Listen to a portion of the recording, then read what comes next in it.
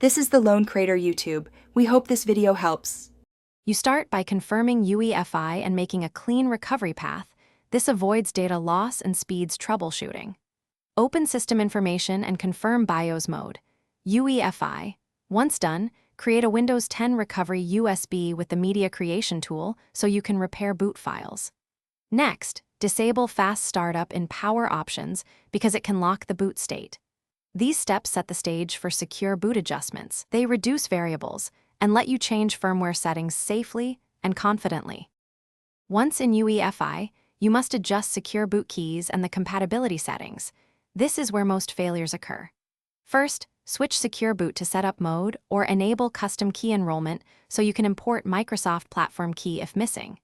Make sure Compatibility Support Module, CSM, or Legacy Boot is disabled since mixed modes break Secure Boot.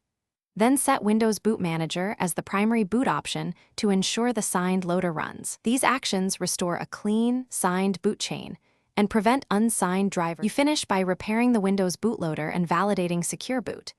Boot the recovery USB, run startup repair. If needed, open command prompt and run bootrec/fixboot, bootrec/rebuild, and bcdbootc \Windows to reinstall the signed boot files.